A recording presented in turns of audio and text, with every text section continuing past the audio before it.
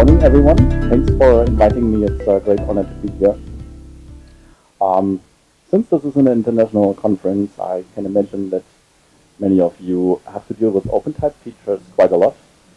Many of the non-Latin scripts especially require plenty of it to work. So today I want to present you two tools that make it way easier to work with OpenType feature code. So yeah, I just want to introduce myself quickly as well with some pictures. I am Mark Frömberg, also known as Mark to Mark. I graduated from the Type Media Masters in The Hague 4 years ago, and I'm a freelancing independent type designer from Germany. I design Latin fonts, which often comes together with Cyrillic and Greek, as this is more or less the norm nowadays to provide.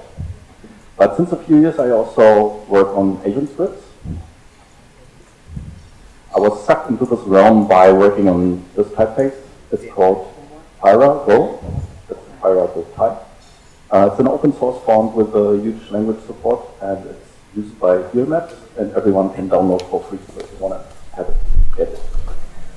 This one was basically my entry drug to the Southeast Asian scripts. And during this year, I designed together with Ben Mitchell, who's here, the IBM Flex type glyphs, which is also open source and free, available in maybe in a week or two.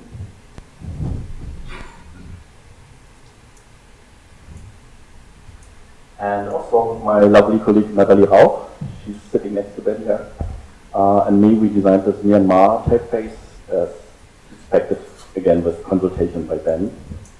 And after that, we were truly lucky to design the accompanying Khmer. Ben was helping a lot again, and we got incredibly much help from the Cambodian type designer, yeah.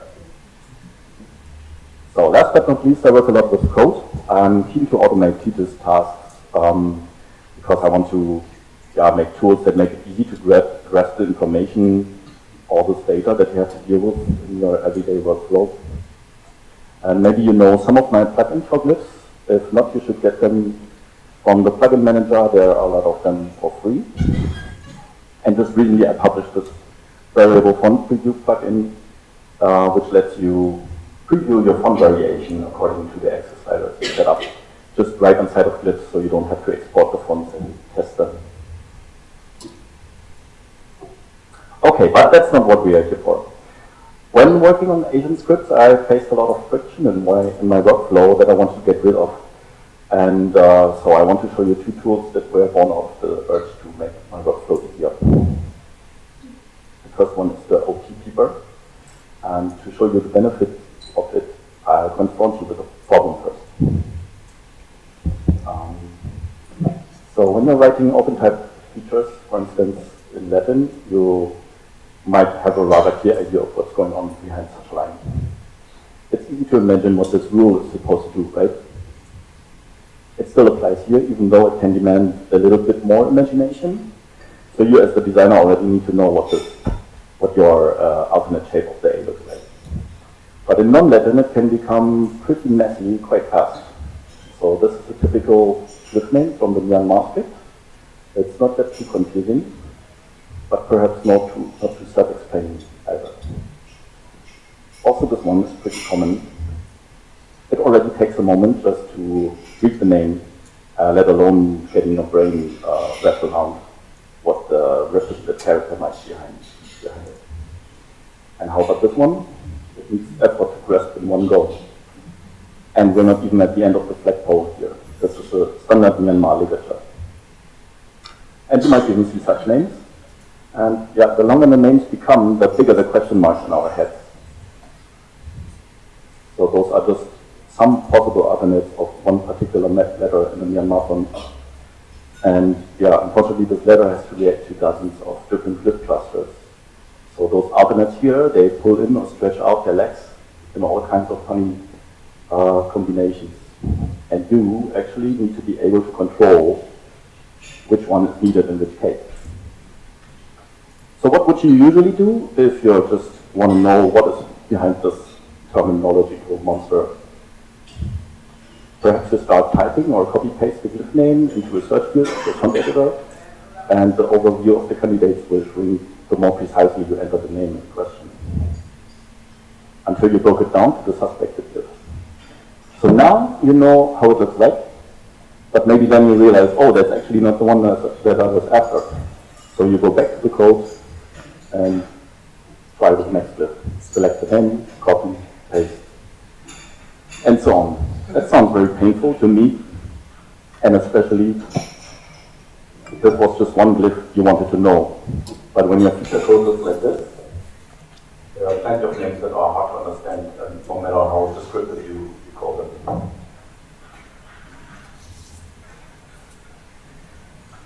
So, wouldn't it be nice to know exactly what those cryptic rules mean?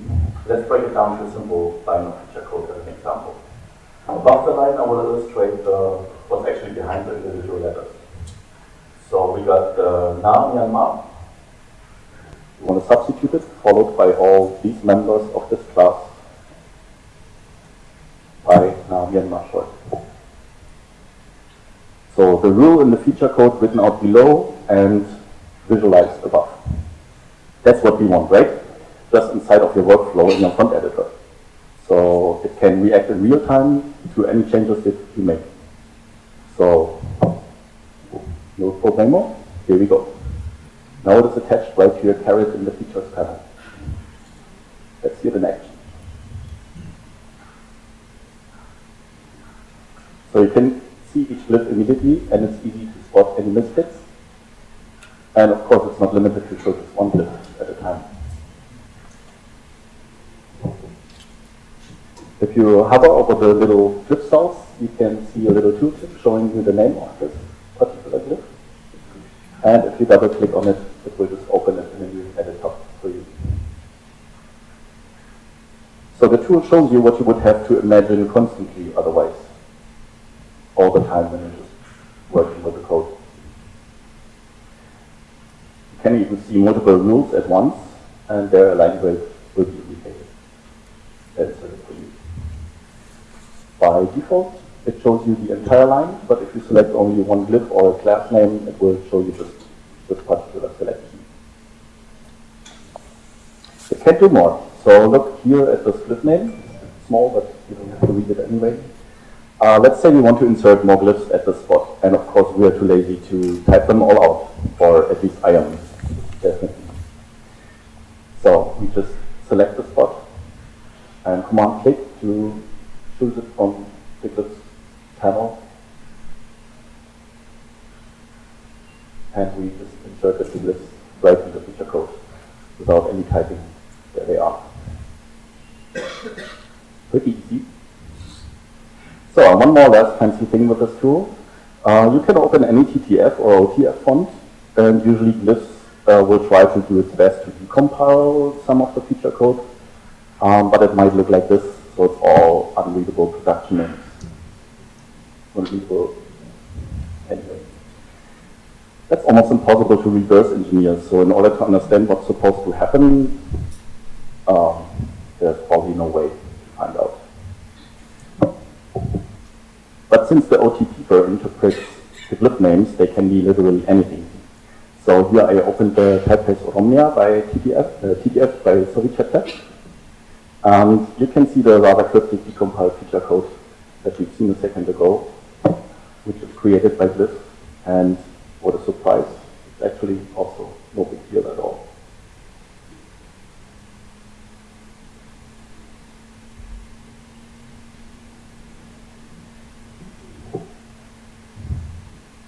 Okay, so the second and already last tool.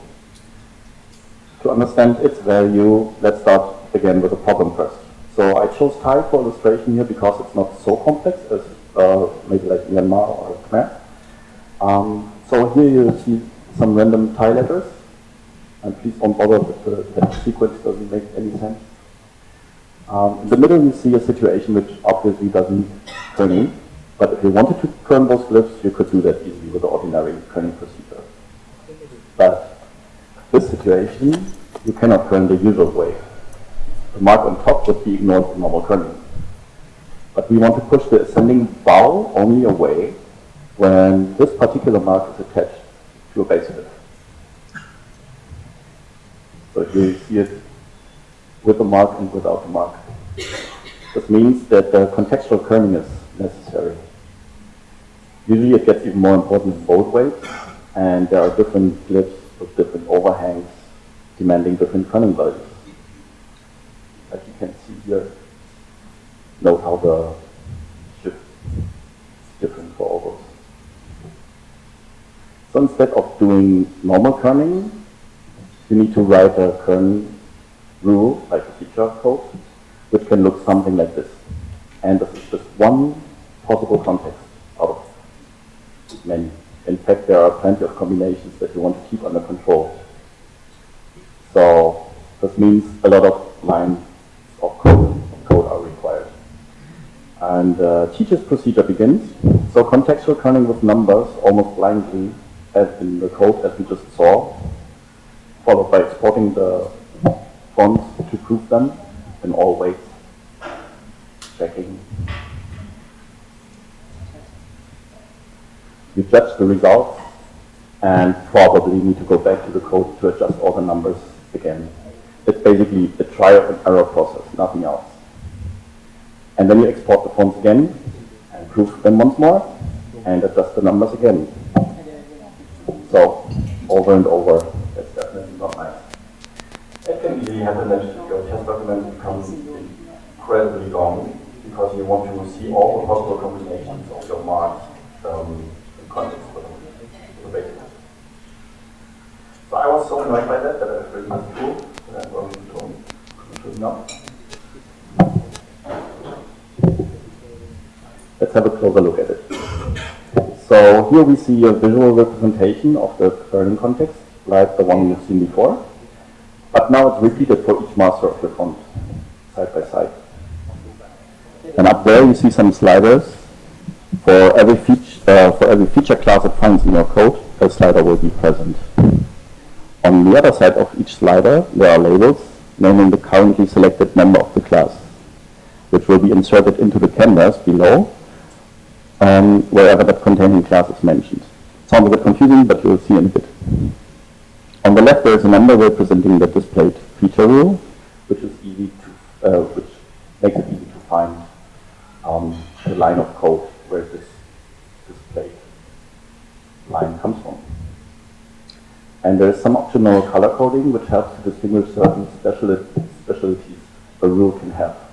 What are they?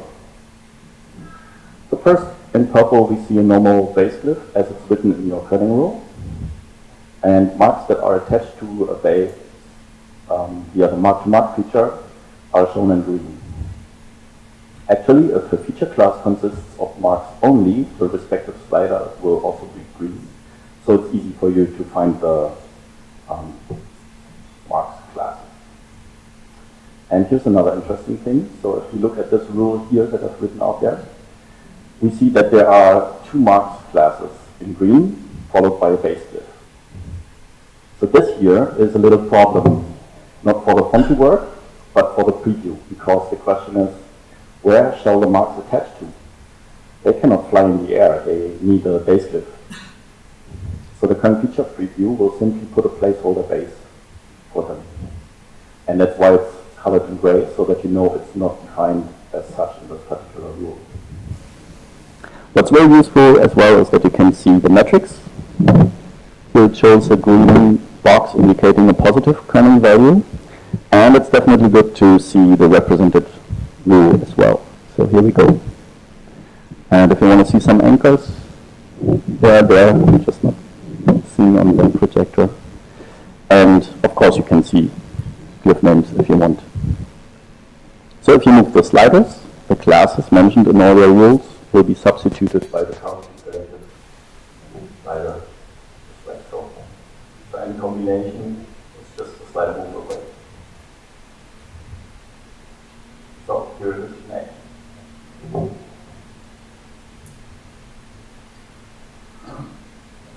Toggle the colors, show some little additional information and the metrics. The anchor. Okay.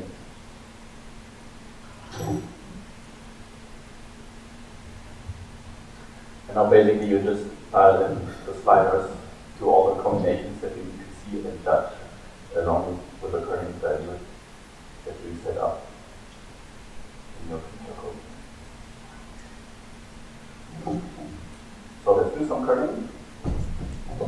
are in a situation where we got some bump. It's in line 8, so I go to line 8 in the feature code and add some more positive kerning. And here I see some bumps as well. And I see somebody with some negative kerning, that's why the red boxes are shown. And I just adjust the numbers and try to find the value of this case. It seems false. The 4 masters. Interestingly, Thai is not even demanding for really complex contextual kerning compared to scripts like Myanmar and Khmer, but also especially like legal scripts. But even those are suddenly really easy to access. So here's a little final walkthrough to a possible Myanmar setup.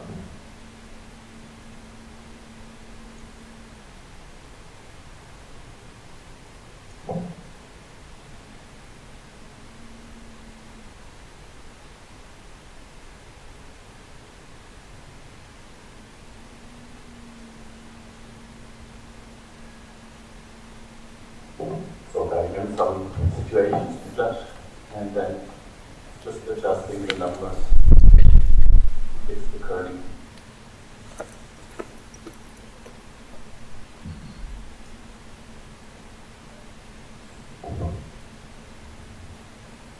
Well, it looks almost effortless because now it is. At the moment, the tools are still in constant development and getting better every other week. Got some little features on the to-do list. So, for example, that you can just drag figures around and this information will be produced in your feature code, so you don't have to write the code actually in the end. But I spare you more details for now. The thing is, I would love to hear your feedback and questions to improve the tools as much as possible for you all. And until now, I just applied my own perspective from the scripts that I was working on. So in order to extend the tools, I need your input.